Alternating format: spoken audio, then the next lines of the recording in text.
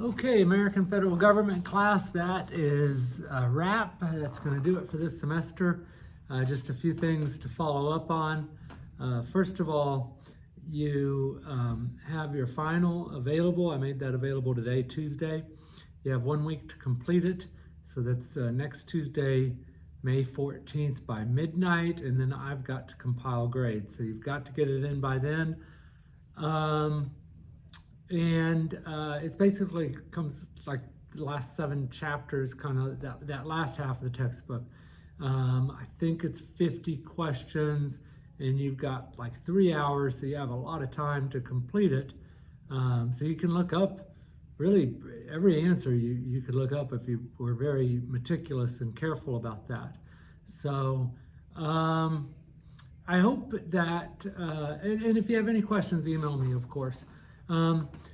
I hope that you've enjoyed the course. You know, it's always a challenge teaching online because I don't know how much students are soaking in and if they're getting some of the major points and things like that.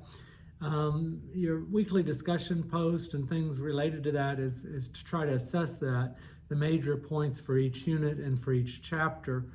But that's the nature of online courses. I think in this farewell message, really, I want to stress again that in American federal government, we're just teaching the very basics of our government. And as I said, the very introduction of this class, I do think this is the most important class on campus because the very survival of our republic is dependent upon us having an educated electorate and on teaching you these things. But we can only teach the very basics of it. And so that's why you're going to be learning about it for the rest of your life. But where will you be getting that information from? I tried to really stress that in the chapter on the media and also the chapter on the elections, because of course this is a presidential election year, and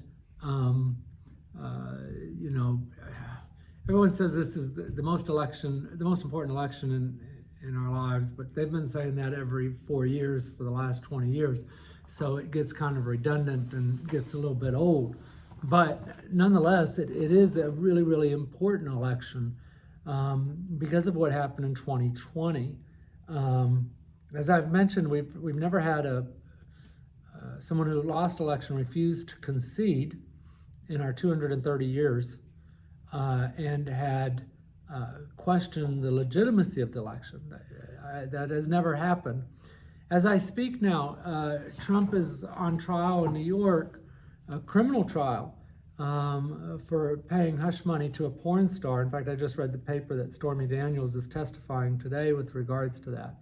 But as I've mentioned, that's probably the weakest case against him, because that has more to do with campaign finance laws and covering up, paying off Stormy Daniels, election fraud and things like that.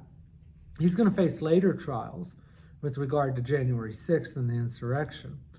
I don't know what the outcome of any of these trials will be. Nobody knows, of course, if he'll be convicted or not, but I do know we're in uncharted territory, uncharted waters. We've never had a situation even close to resembling what is going to happen now. What happens if he is convicted? Will that impact the outcome of the election? As I mentioned, though, I mean, he definitely could still win and be elected president, and in fact now is still favored in the polls, although it's so early. There's so much that can happen between now and election day, and you still have to probably give, historically, you know, presidential elections favor the incumbent, the person that's in office, but it's going to be close. I promise you that. It's going to come down to those states again, Arizona, Georgia, Pennsylvania, and Wisconsin, to probably certainly less than 50,000 votes out of millions of votes cast. It's going to be really, really close. But whatever the result is, I can promise you that the counting of the votes and the elections, the votes that are cast are legitimate, for sure. And it's important to have faith in our democracy, because if the person you favor loses, um, if you don't have faith in the democracy and you think it's rigged, then we're going to have more violence. And that's really frightening to think about. It is certainly a very unprecedented time.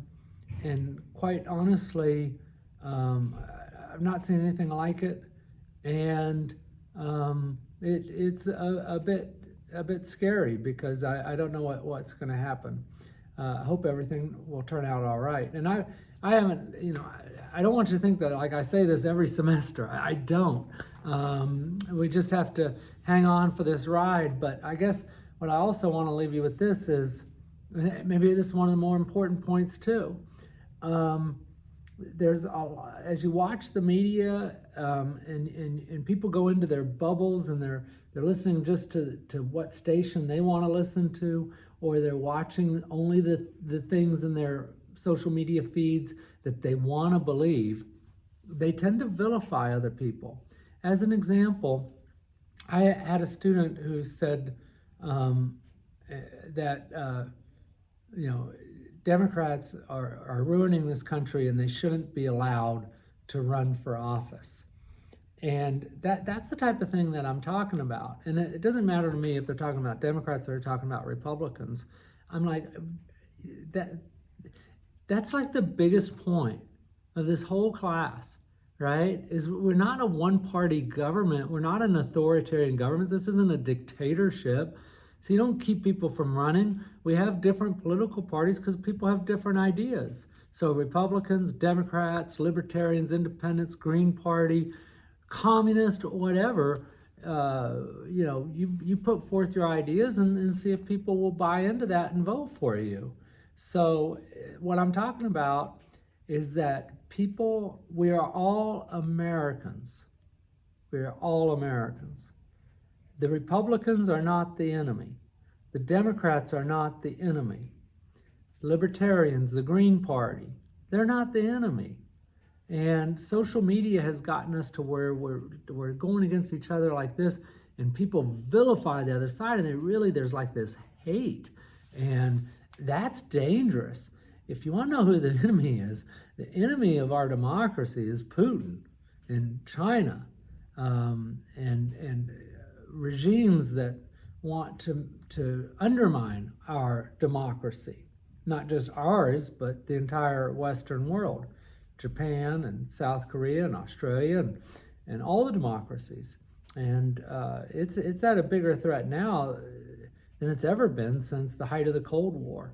In some ways, the Cold War is not over with the invasion of Ukraine, as you saw in that last assignment on Putin and the presidents. So 8.5 minutes, my time's about up.